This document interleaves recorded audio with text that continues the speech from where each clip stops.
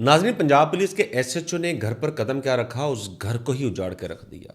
उस घर की खुशियां, उस घर का सुकून तबाह बर्बाद कर दिया। ये जुल्म की दास्तान ज़िला नारोवाल में पेश आई कि जहां रियाज अहमद बाजवा के घर पर पुलिस ने रेड की, खवातीन बच्चों पर तशद्दुद किया और उसी के तशद्दुद पर पुलिस के रियाज अहमद बाजवा की बीवी सफिया बीवी इस दुनिया फानी से चली गई।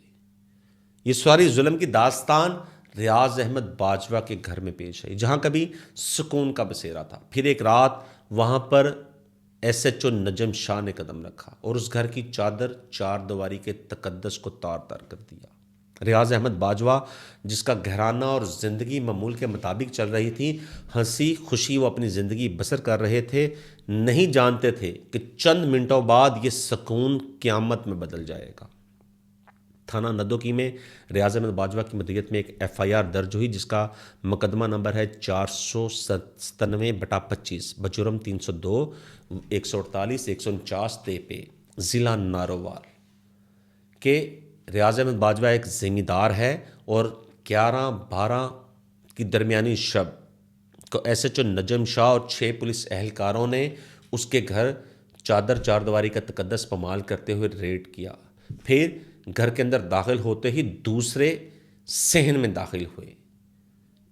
रियाज अहमद बाजवा की बीवी सफिया बीबी ने उन्हें रोकने की कोशिश की कि आप कौन हैं और किस लिए इस घर के अंदर दाखिल हो रहे हैं। पंजाब पुलिस के शेर जवान, जिनके साथ रियाज अहमद बाजवा के मुखालफिन ज़िया और वारिस भी थे, उन्होंने उस खतून पर तशद्दुद करना शुरू कर दिया। उसके बालों से पकड़ा, उसे घसीटा, मारा, गालियां देना शुरू कर दी। जब शोर मचाया तो एसएचओ के हुक्म पर एक सिपाही ने सफिया बीबी को राइफल का बट मारा, जो उसके कंधे पर लगा और तशद्दुद की बिना पर, ज़िया के तशद्दुद बना जो उस पर कर रहा था, उसका मुखालिफ पुलिस के सामने से थप्पड़ मार रहा था। वो खतून ज़मीन पर गिरी, उसके दांत जबड़ा टूट गया।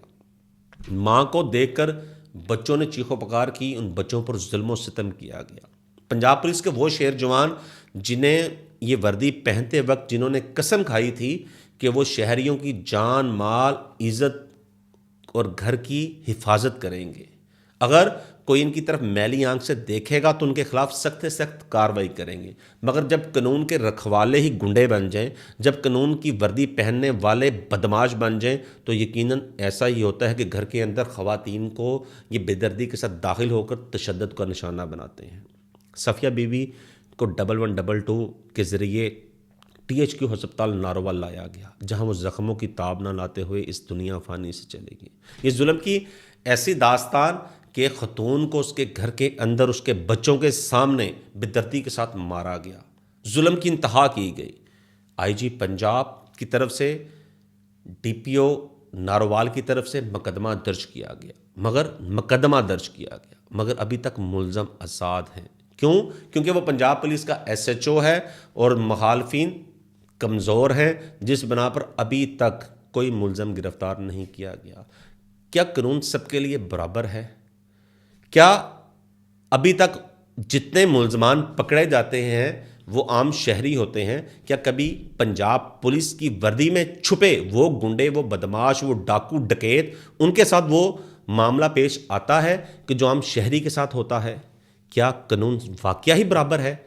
एक घर के अंदर जुल्म सितम की इंतहा की गई, उस खतून को मारा गया और अभी भी नजम शाह SHO ज़ात घूम फिर रहा है।